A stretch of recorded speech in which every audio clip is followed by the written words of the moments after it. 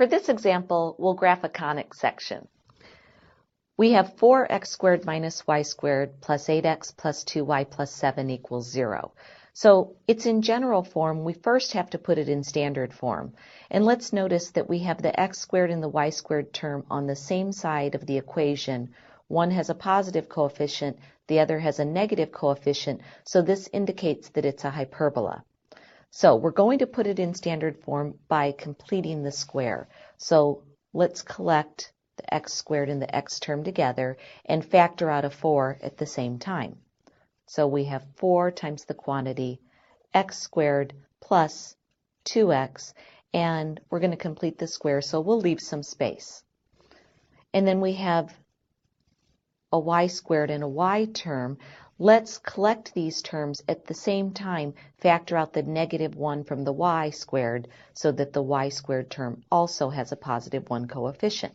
So we'll have negative 1 times the quantity y squared, and then we're going to have minus 2y, because if we distribute this negative 1 back through, we would have negative y squared plus 2y. And we'll leave some space, and we'll put the 7 on the right-hand side, and it becomes negative 7. So let's complete the square. Half of our linear coefficient 2 on x is 1. 1 squared is 1. So we add 1. Now, we really had the effect of adding 4 times 1, or 4, because this 4 is in front of the parentheses. So on the left-hand side, we really just added 4, so we'll do the same on the right. Let's complete the square on y. Half of negative 2 is negative 1. When we square that, we get 1.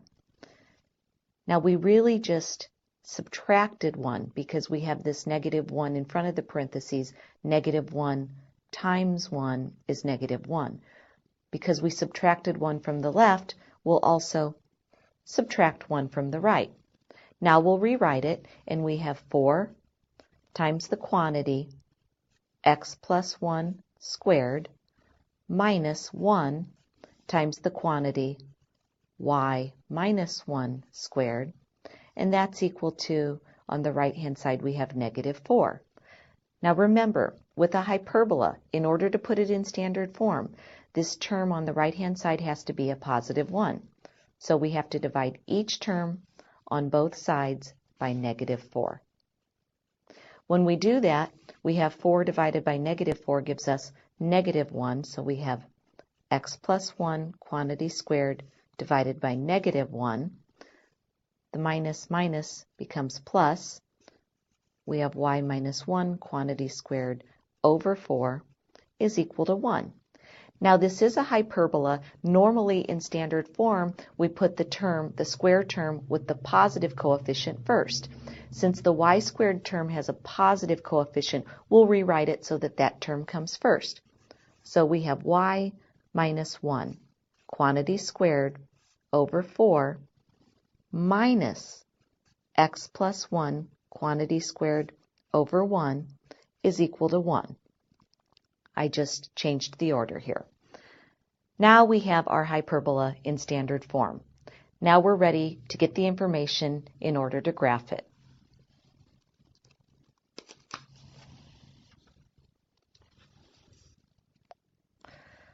So here's the equation one more time. I've written it at the top. The equation of our hyperbola in standard form. Standard form is really y minus k quantity squared over a squared. In a hyperbola, the a squared term always comes over the squared term with the positive coefficient. So it's going to be y squared over a squared minus x minus h quantity squared over b squared is equal to 1. So we can pick out some information now. We're ready to state the center. The center is always going to be h comma k. So be careful, we want to go to our x term first. It's x minus h, so our x coordinate of our center is really negative 1. The y coordinate of the center will be positive 1. Our a squared is equal to 4. So therefore, a is equal to 2. let's start by graphing this information. We can see that our center will be located at -1, 1, and A is equal to 2. Because our transverse axis is the y-axis, or parallel to the y-axis in this case, because the y-squared term is positive and it comes first, that means that our branches will be opening up and down. So from our center of -1, 1, we're going to go A units up, or 2 units up, right here. That will be our first vertex. The vertex will be located at -1, 3. From that center, we'll also go 2 units down to -1, -1. These are our 2 vertices. Now we also need information about b squared. B squared is equal to 1, so therefore b is equal to 1. So from our center, we'll go b units to the right and b units to the left so that we can form our rectangular box. Let's do that now. The rectangular box will help us draw in our asymptotes on the graph. So we draw the diagonals through the corners of this rectangular box.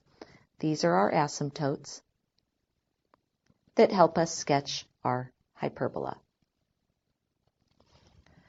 Now, we know that the branches will be opening up and down at each vertex, so I'm going to go ahead and sketch those in. I'll draw the hyperbola in red. From this vertex, the branches go toward the asymptote, and from the other vertex, the branches also go toward the asymptote. Now we have a sketch of our hyperbola, but we're asked for a little bit more information. We also want to find the location of each focus.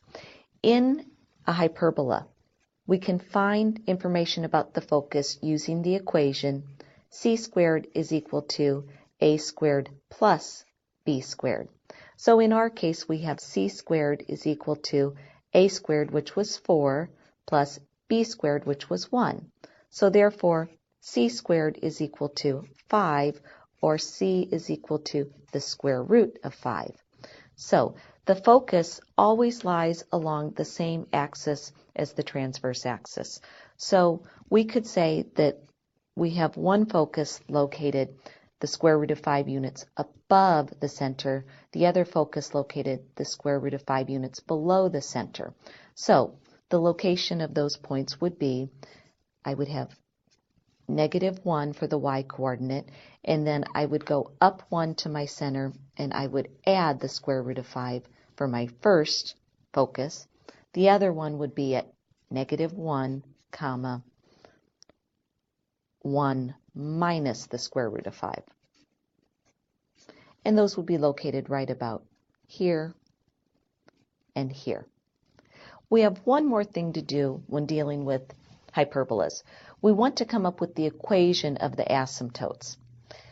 For a hyperbola with the y-squared term first, the equation of the asymptotes are of the form y is equal to plus or minus a over b times x, and we simply need to shift according to the center. So instead of y, we'll make sure we use y minus 1, and instead of x, we'll make sure we use x plus 1. So we have the equations y minus 1 is equal to plus or minus, well, a is 2 and b is 1. So 2 over 1 is just 2 times the quantity x plus 1.